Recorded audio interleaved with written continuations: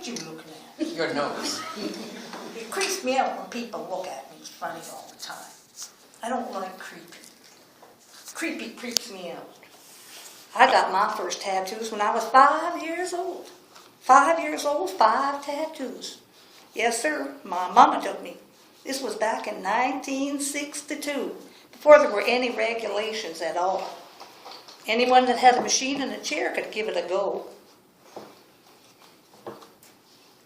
Those guys were called kitchen scratchers, and the kitchen scratchers that gave it a go on me was creepy, and that's why I don't like creepy. He gave me the heebie-jeebies with his big, googly, bugged-out eyeballs and long, dirty fingernails. That whole thing was what you'd call a traumatic experience.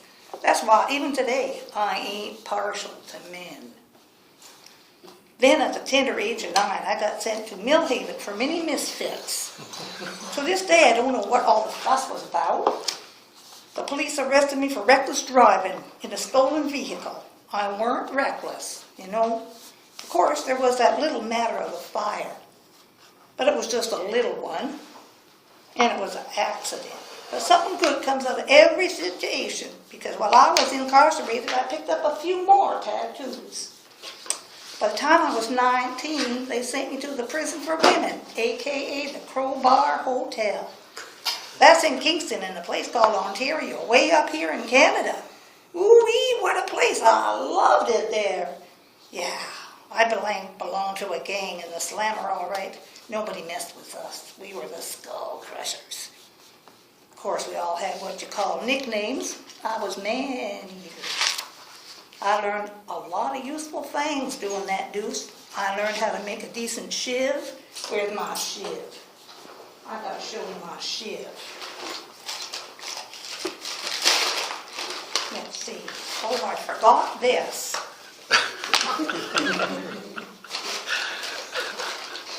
Oh my goodness, where's my shiv? Here it is. Look at this. Ain't that nice? I learned how to fight. I learned how to make tattoos, and this here is what you call a straight pen. And that's how I made my tattoos in prison, in the Crowbar Hotel, for me and my pals. I got me over 15 tats at the Crowbar, and that's where I learned how to do the electric slide, and drink Mississippi mud. Delish. My friend, Freaky Foreman, she taught me how to make a still. She did. And by the end of 2 years, I could chew nails and spit dust. Then when I turned 25, they said I was schizoaffective. The head shrink of the prison said I had a break with reality. They say I have a distortion in the way I think and act, that I'm possessed by my own mind. Do I look distorted to you? Well, do I? Oh no, don't freaky. You're not safe. They say I can't tell what's real and what ain't. They say that's why I got all these here tattoos. But they just don't get it. I like my tattoos. The prison docs, they like to keep me medicated. But I have my own medication. The prison hospital let me out on a weekend pass when they heard about this here group writing thing. The shrinks thought it might be what you call therapeutic for me, or something like that. But of course, I got to prove that I was here, so I did some researching and interviewing. The shrink said if I did a good job, they'd send me home to Louisiana. Yes, sir. I found out that in the old days, what you call ancient times, the master tattooist would spend his life learning how to tattoo. It was considered a sacred profession. And in those long gone days for color, they'd use plant and animal parts, or use black smoke from burning wood or oil. And get this, they'd mix it with breast milk. Yes, I kid you not.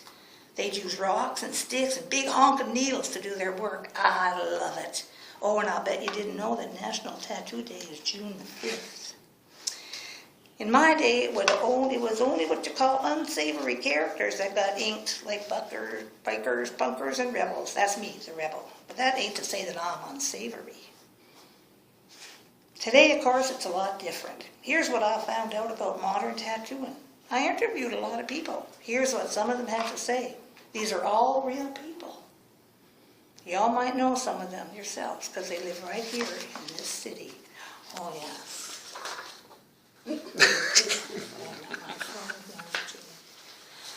Now, this is Zach. Zach was the last person I talked to. He's only 24. That's how old he was when he got his first tattoo. He's my grandson in real life. And I said, Zach, how many tattoos have you got now? He said, only 3. How much money have you spent? $800, he said. And I asked him if he thought he was a little addicted. And he was the only person that told me the truth. And he said, well, he thought he was a little addicted to getting tattoos. So that was Zach. Now, we have Christina. She goes to the same gym I do, and she said she'd like to apprentice. She had her first tattoo when she was 15 years old. She's 24 now. And she has between 15 and 20, and she spent over $4,000. And I asked her if she thought she was addicted. And she said, no, she just likes the artwork. I said, was it painful? She said, well, yes. And I said, well, where did it hurt the most? She said, for the boys, it's usually the ribs, and for the girls, it's usually the feet and the fingers. Mine didn't hurt a bit. And her favorite was soft black tattoos, soft black and gray tattoos. She has a big old tiger's face on her, right here on her arm with white whiskers. That tattoo cost her $800. And some of you might know Kayla. Kayla's 27 now. She had her first tattoo when she was 18. She has 26. Cost her $7,300. Yeah. I asked if she found hers painful. She said the most painful place for her was at the back of the thigh. And I asked her how she decided on which tattoo she wanted, and I thought this was very interesting. She said she chose her tattoos from song lyrics, from literature, and from poetry. I thought that was so cool. And how long was her longest session? 7 hours. I said, woo-wee. I asked her if she'd ever get one on her face or on her hands. She said she has some on her face, on her hands, but never on her face. Never on her face. And her too, she said she likes the art of it all. And we'll just talk about one more person. His name was Tyler. He's the gym owner of Caveman Strong. Ever want a good workout? Go see Tyler. Now, Tyler was 14 when he had his first tattoo, but he's only got 5, and he spent $6,000 on 5 tattoos. Some of his are random, but he said he's got one. His favorite is the spiritual path that he has on his arm. And he said, yes, he did get one time that he didn't like. And I said, what did you do about it, if anything? He said, nothing. It's still there. And it looks like it's going to be there forever. But a lot of people do. Sometimes they get these tattoos and then they don't like them. And then they try to change them into something else, and it makes them even worse. The end.